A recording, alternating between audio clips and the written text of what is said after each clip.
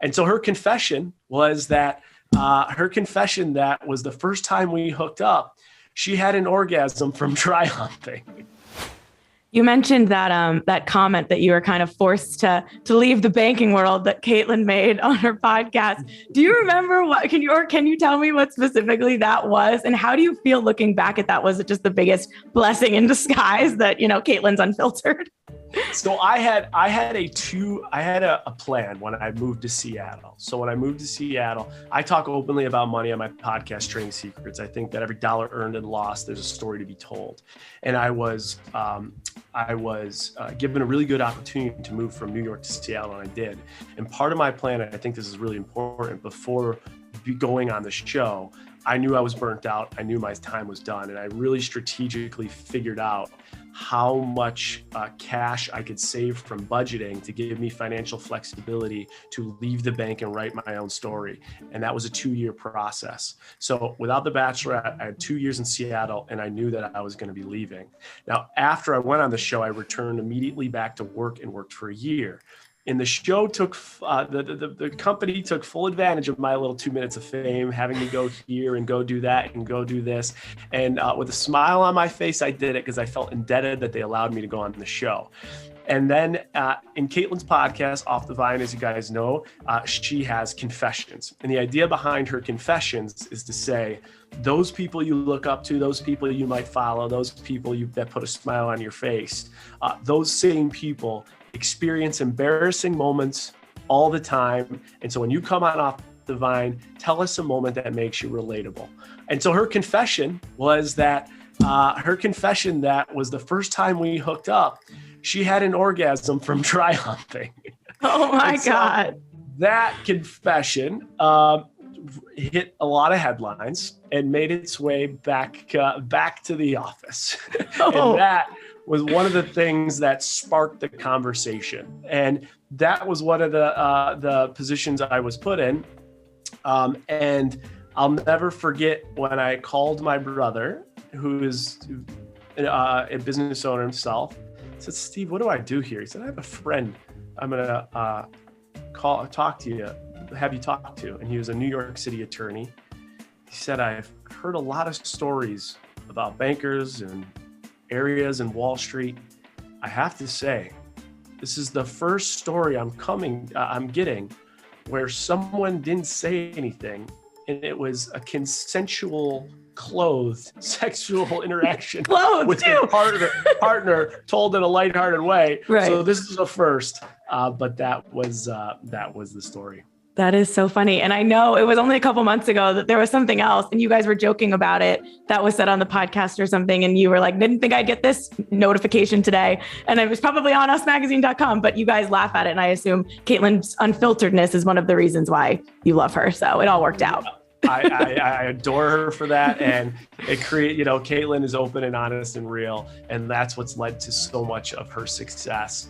And for me, I was ready to make that move outside pretty soon. I don't think I planned for it to be just that soon, but it all The push you needed. The push you needed. If you could tell me what your goal was when you sat down to write the Restart roadmap, and is that the same goal you ended with after you were done writing it? Yeah, so I think that the goal of this book, there's a lot of how-to career books out there. So the goal was to keep it entertaining, engaging, and with every single chapter, there to be actionable takeaways, which there are. And so that was the idea. So it's a guide for anyone that's rethinking their profession and making the slightest adjustments, like negotiating for themselves with their bosses within their work environment, or the most material move as far as like changing an industry, completely reliving your job. But I do it through engaging storytelling and from my experience behind the scenes of unscripted television to in the offices of some of Wall Street's, Forbes' most powerful people. There's a lot of lessons to be learned, and this is an 8-step process that will help people do just that. And you might just use one step, you might use all 8, but it's a good book for that. The one thing I will say, another reason I wrote it is because I was, just like I talk about in this book, I was put in this ultimate ultimatum. I asked permission to go on the show a lot of people wonder, like, how do you go on a reality show and have a real job? Well, the memo for me doing so, and the story is told right in the book, but then I'm put in this ultimatum, and this ultimatum really put me in the back of a corner. It was all stemmed from a PG-13 rated comment from Kaitlyn, and they said either restart your career in the bank and no more side hustle, no more interviews, no more podcasts, no more social media, nothing. Everything would have to be approved by us, or go restart yourself outside of the bank. And not only did I restart myself, but I built a company because of that called Restart to help people do the same, refine their career navigation and really work on personal finance. And I feel like from my stories, I can make an impact. And that's what I'm trying to do, just make the slightest impact for people to write their own story. You touched on so many things that I took note on when reading the book, including the tone specifically. It really did feel like you were talking to me. It was like listening to an episode of your podcast or listening or hearing you speak out loud. And there's pop culture references in there. It's broken down in a way that makes sense, I think, to people who wouldn't necessarily feel like they are a career expert. I assume that was something that was important to you to kind of frame it in that way, right?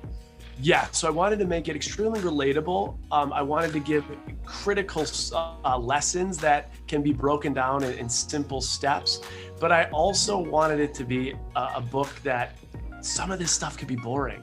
How do I get people to want to turn every page in a subject that's so important to what we do every day?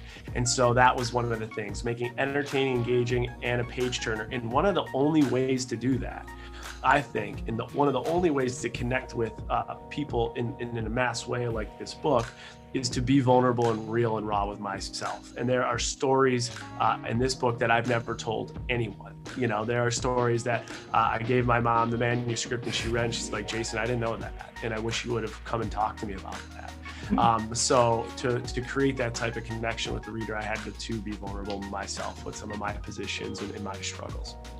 For Bachelor fans, there is some fun nuggets in there, including that letter you mentioned that you wrote. And I loved reading that. I thought that was so interesting. Why did you want to include that in the book? One, I think it's interesting. People want to know how people from The Bachelor go on these shows. Two, I mean, you could tell I'm an analytical guy. I went back and literally watched episodes. Unlike most people, not to study how to make it long, but I'm sitting there counting how many people will go home each week so I can give my boss the probability of likelihood as to when I will return to work. And while I'm gathering this information, I'm simultaneously working with production to say, hey, how long is the first week? Oh, it's only filmed 3 days. Okay, second week. So I can now do the math. And the reason I include a lot of these tidbits is because negotiation, branding, imposter syndrome, there is a lot managing relationships, managing bosses, a lot of aspects that people are doing every day. I learned to refine, and I took a ton away from my experience on The Bachelor.